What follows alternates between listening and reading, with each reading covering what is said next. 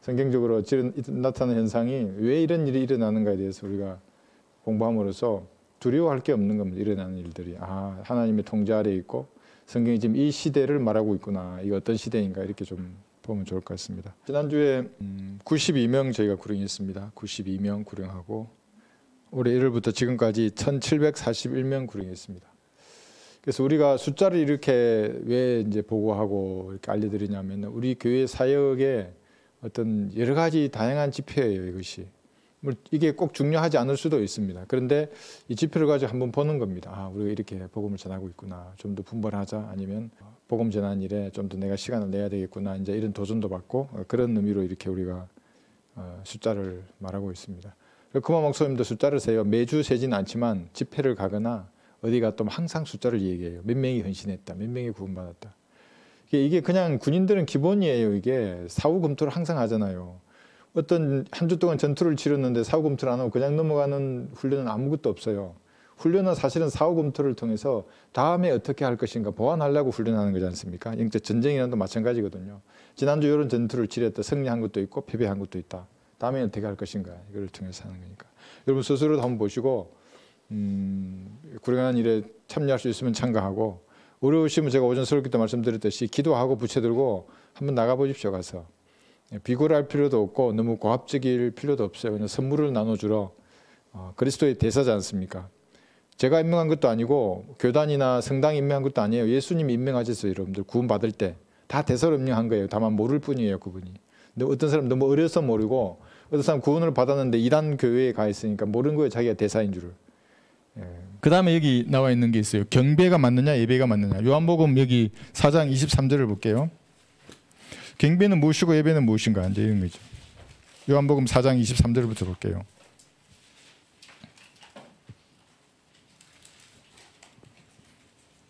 요한복음 4장 23절. 그러나 참된 경배자들이 아버지께 영과 진리로 경배드릴 때가 오나니 바로 지금이라. 이는 아버지께서 자기에게 경배드리는 그런 자들을 찾으심이라. 이게 경배라 그랬잖아요. 근데 개혁성경 예배라 그랬어요. 예배드리는 자는 신령과 진정으로. 신령이란 단어를 쓰면 안 돼요. 신령하다라는 말의 의미가 영인데 영과 진리로 드리는 경배를 신령이라 그래서 뭔가 접신과 또 연관짓고 뭐 눈으로 보고 귀로 듣는 이상한 체험과 연관시키게 된다. 그렇게 되면 그게 아니에요. 근데 여기서 경배가 뭐냐면 워십이잖아요. 영어는 정확해요. 워십이에요. 여기 다 지금 써놨는데 머리를 엎드리고 땅에 엎드려 하나님을 높여드리는 것이 경배거든요. 근데 의식은 뭐냐면 그 경배를 집행하는 하나의 의식이 예배예요. 예배. 서비스예요. 이게. 스투라고도 한 것은 뭐냐면 이건 일어선다는 말이고 이건 의식이에요. 이것도 하나예요. 그러니까 성경에서 이거는 5번밖에 언급이 안 돼요. 예배는. 경배는 여기 173이라고 그랬잖아요. 그러니까 경배가 맞는데 계획성 이걸 변개시킨 거예요. 여기 동그라미 쳐놨잖아요. 그죠? 예배는 경배의 한 부분이에요. 의식이니까. 그러나 하나님께는 경배드려야 되는 겁니다. 머리를 땅에 엎드려서 하나님께 절하는 자세로 나와서 주님을 높여드리는 겁니다. 의식은 하나의 서비스를 하는 것이고 예배이고 그거는. 물론 여기 이제 예배도 나와 있지만 이제 이거 한번 보겠습니다. 그러니까 경배를 잘 드리면 여기 상을 제가 잠깐 언급을 했어요. 그리고 금을 받으시는 거예요. 금. 혼을 이겨오면 혼을 구속하면 은이라잖아요. 혼에 구속하는 대가가 은. 그때 가장 높은 것은 경배를 드리는 거예요. 그러니까 과연 경배 드릴 수 있는가? 오늘 이제 여기 3번을 하는데 송기철 장로가 이런 말을 했어요. 과연 이런 말을 해서 한 번이라도 이런 말을 따르는 사람들이 경배 드릴 수 있는가? 경배 드릴 수가 없어요. 그런 사람들은. 왜냐하면 그 사람들은 믿음에서 난 싸움을 싸워서 구원을 완성시켜야 한다 그러거든요. 그렇지 않아요. 구원 받은 사람이 경배 드리는 건데. 근데 구원 완성시켜야 되는데 열심히 싸웠어. 이게 전부 비성경적인 걸 한번 볼 겁니다. 창세기 22장 5절에 처음으로 경배라는 단어가 등장합니다. 예배라는 단어가 아니에요. 경배가 등장합니다. 여기서 이제 첫 언급의 법칙이지 않습니까? 창세기 22장 5절. 무슨 뜻인지가 그냥 나와요. 경배라는 말이.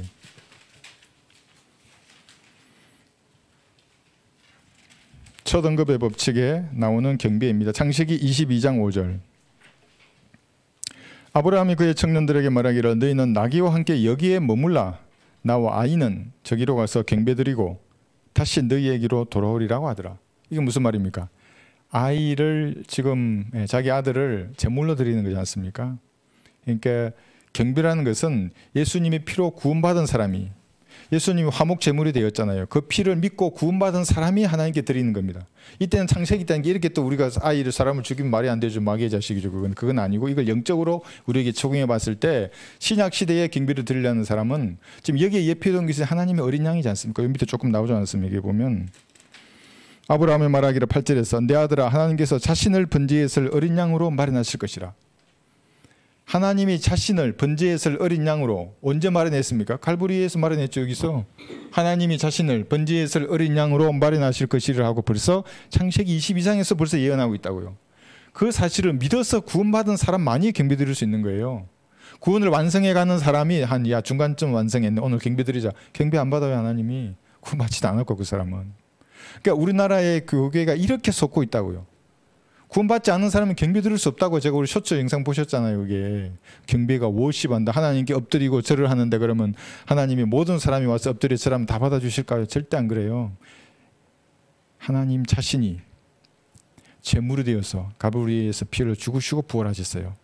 구원을 완성하셨어요. 그 사실을 믿음으로 구원받은 사람만 경배 드릴 수 있다고요. 24장 26절. 그러니까 사람이 뭘 지어낼 게 없고 우리는 성경 단어를 검색하면 나와요. 경배의 뜻이 뭔가 알고 싶다. 경배를 검색하면 나오는 거예요. 24장 26절. 그 사람이 그의 머리를 숙여 주께 경배하고 해서. 경배란 머리를 숙이는 겁니다. 그러니까 이때는 아직 구약이기 때문에 이런 상태로 육신적인 외형적인 이런 것도 갖추죠. 그래서 우리도 경배 드릴 때 단정한 자세로 예배 드리는 겁니다. 여기 52절도 보시면 땅에 엎드려라고 되어 있죠. 52절. 아브라함의 종이 그들의 말을 듣고 나서 땅에 엎드려 주께 경배하더라. 그러니까 워십은 이렇게 땅에 엎드리고 머리를 숙여서 경배드리는 겁니다. 구약에는 이렇게 했습니다. 그런데 출애굽기 34장 14절에 보시면 출애굽기 34장 14절.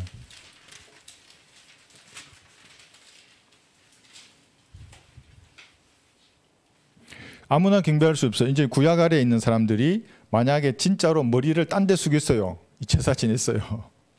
네, 우상의 동상에게 가서 절하고 있어요. 하나님 질투하십니다. 여기 보시면 너는 다른 신을 경배하지 말지니, 아까 경배가 머리를 숙이는 거라 그랬습니다. 그 이름이 질투인 주는 질투하는 하나님이니라. 그러니까 그리스도인들이 제사상에 절하지 않는 이유가 있는 겁니다. 왜냐하면 마귀는 경배받을 목적으로 있어요. 여기서. 그래서 나중에 결국 여기서 경배받잖아요. 실제로 하나님의 성전에 앉아서 하나님처럼 보여서 경배를 받아요. 땅에서도 머리를 숙여 절하는 게 그리스도는 아무에게나 절하는 게 아닙니다. 특히 어떤 동상이라든지 제사상이라든지 이런 데 하는 게 아니에요. 저는 어떤 사람과의 그 부대에서 근무할 때 그 이제 뭐 상검도 있고 보아도 있고 여러 가지 이렇게 갔는데 죽은 사람을 기리는 동상 앞에 술을 붓더라고요. 난 그렇지 격려하라면 해요. 그냥 거수 격려를 하라 그러면 할 수 있어요. 그런데 술을 붓는 것 때문에 난 안 했어요. 술 묻고 향을 피우고 격려하자는 거예요. 난 안 했지만 가만히 서 있었어요. 그러니까 그중에 어떤 사람은 막 나를 원수처럼 대하더라고요. 아니 나도 안타깝다고 그들의 죽음이, 그리고 내 마음속에 기린다고. 그런데 이렇게 술을 붓는 거는 이거는 맞지 않다고 생각한다. 각자의 방식으로 추모를 하자. 네, 그랬어요 그 사람에게. 그러니까 그리스도는 절하지 않는 겁니다. 어떤 행태로든지. 그러니까 넌 너무나 보이는 거잖아요. 그건. 아니 나 안 한다고 그냥 안 하고 돌아가신 분에게는 절하지 않는 겁니다. 그래서 이렇게 질투하는 하나님인데 이걸 또 우리에게 이렇게 적용하면 그리스도인들이 이제 마음을 보시자면 하나님이 신약의 그리스도인들은 마음속에 다른 것으로 채웠어요. 뭔지 모르겠지만 제일 큰 게 아마 자아일 거예요. 하나님보다 무엇인가 다른 것으로 채워주면 하나님은 질투하십니다. 그러니까 뭔가 정상적인 교제가 안 돼요. 이게. 그러니까 뭔가 일이 일어나요. 이게. 과거에 지었던 죄를 짓고 나서 그때 깜짝 놀랄 수도 있어요. 불에 뒤인 듯이 놀라는 거. 내가 죄를 지었구나. 그 다시 돌아올 수도 있어요. 돌아와야 돼. 그렇지 않으면 하나님 질투하십니다. 무슨 일이 일어나요. 참 복받은 사람이죠. 그래 불이라도 뒤에가지고 깜짝 놀래가지고 아이고 내가 죄를 지었구나. 주님 앞에 다시 무릎 꿇고 자백하고 다시 시작할 수 있는 겁니다. 질투하신 하나님을 잊지 말아야 되고. 그럼 이거 한번 볼 거예요. 신명기 4장 19절. 이거 지난번에 우리 자매님 아주 간증 잘하셨죠. 신명기 4장 19절에 보면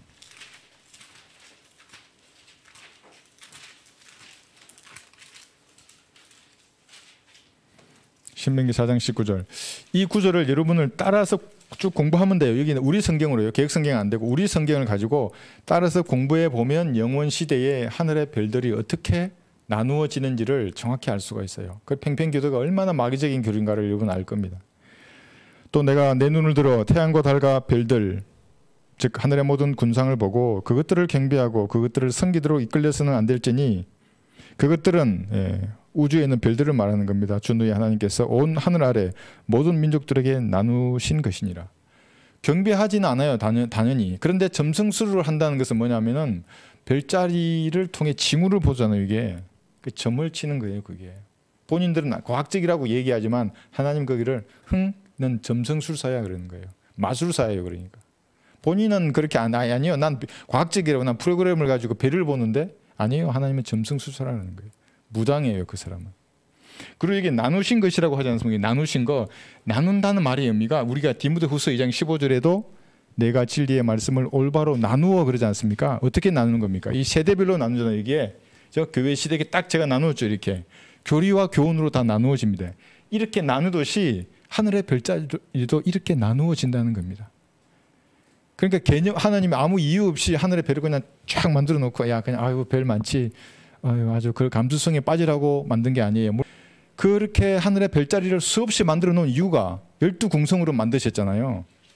그러니까 지금 성경을 믿지 않는 사람들도 별점 치는 자들도 12궁성으로 나누어요. 뭐 가시오페아가 어떻고 1월 달에 뭐가 어쩌고 자기들 처녀성 별자리가 어떻고 뭐라 하면서 그 나누신 이유가 이렇게 나누신 거 이렇게 딱딱 이방 민족 12 이스라엘의 12지파에 따라서 하늘의 별들을 나누셨다고요. 그러니까 영원 시대에 가면 사람들이 이렇게 나누어진 별자리에 따라서 들어간다고 딱딱딱 나누신 것이라. 이 의미를 하면 팽팽교와 같은 그 괴상한 교리에 속지를 않습니다. 예. 그 정도 아시면 좋겠고. 그 다음에 여기 한번 볼까요? 시편 95편 6절에 보시면 절하는 겁니다.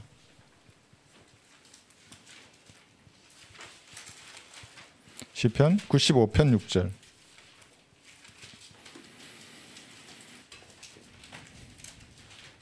그래서 여러분 주일날 경배하러 오실 때 실제 절은 하지 않지만 하나님 앞에 이런 감사로 나오시는 겁니다. 시편 95편 6절. 오라 우리가 경배하며 절하자. 우리가 우리를 만드신 주 앞에 무릎을 꿇자. 이런 자세로 지역교회에 예배드리러 나올 수 있으면. 그래서 지방에 계신 분들이 이 자리에 앉아 계신 여러분들을 부러워하세요. 정말로. 다 같은 영을 가진 같은 믿음을 가진 성도들과 함께 찬양드리고 싶은 거예요. 함께 말씀을 듣고 그 초롱초롱한 눈빛을 서로 나누고 싶어요. 그렇게. 그런데 이제 주변에 계신 분들 중에서 안 나오시는 분들은 좀 의아하죠. 여기 안 나오시는 분. 서울로 이사하면 오신다는데. 그러니까 나와야 이렇게 절을 할 거 아닙니까? 실제 절은 아니지만 그런 마음 자세를 주님 앞에 이렇게 표명하는 겁니다. 나는 하나님 나 같은 죄인을 구원해 주셔서 감사합니다. 내 주님 앞에 경배드리고 싶습니다. 그래 멀리서 오는 거예요. 우리 저기 멀리서도 오시잖아요. 그렇게 경배드리면 주님이 그걸 받으시는 겁니다. 이런 자세로 경배드리는 겁니다. 근데 예배는 이제 여기서 다 이렇게 돼 있는데 이거 한번 하나 볼게요. 로마서 12장 1절에 보시면 로마서 12장 1절에서 서비스를 이렇게 사용합니다.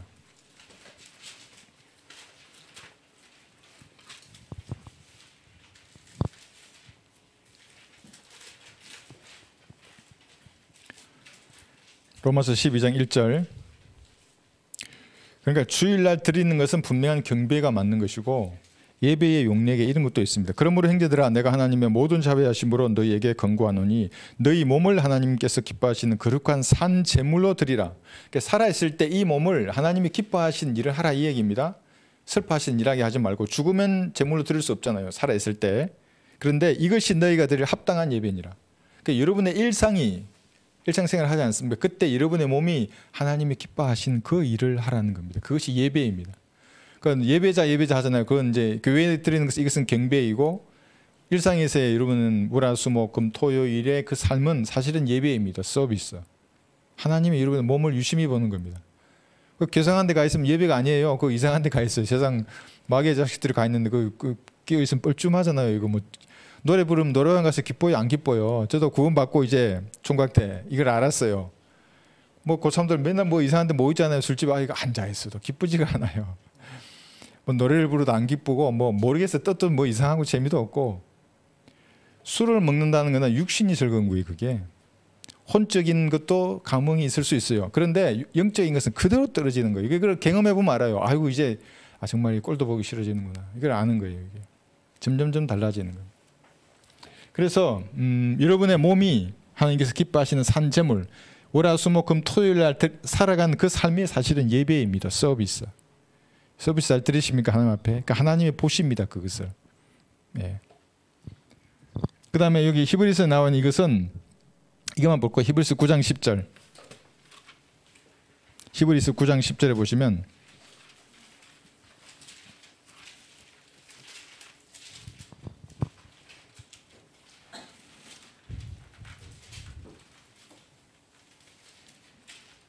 여기도 예배라는 단어를 썼는데 이 예배는 히브리서 9장 10절입니다. 오직 먹는 것과 마시는 것, 여러 가지 씻는 것과 육신의 율례들에 근거한 것으로 이것들은 개혁의 때까지만 부과된 것이로다. 이게 뭐냐면 앞에 보면 이제 인간 제사장이 일했지 않습니까? 유대 레위 지파 중에서 대제사장이 나와서 양을 잡고 이런 일을 했지 않습니까? 이것을 예배라 그러는 겁니다. 네. 우리가 드린 것과는 다르죠. 그런데 이 예배는 개혁의 때까지만 부과된 것이로다. 이제 더 이상 양이나 소를 잡지 않지 않습니까? 하나님 자신이 제물이 되신 겁니다. 이제는 더 이상 하지 않습니다. 이 사실을 믿음으로 우리가 구원받은 우리는 이제 우리가 하나님이 정하신 부활하신 이 날에 모아서 주님 앞에 경배를 드리는 것입니다. 우리의 삶은 이렇게 예배에 드리는 그런 삶이 되어야 하고 이 정도만 경배와 예배의 차이를 아는. 그래서 개혁성경 얘기를 예배로 했지 않습니까? 요한복음 4장 23절을 심각한 변개입니다. 이거는 당연히 경배로 해야죠. 영과 진리로 경배드려야 하는 겁니다. 그 정도만 우리가 알아도 좋겠습니다.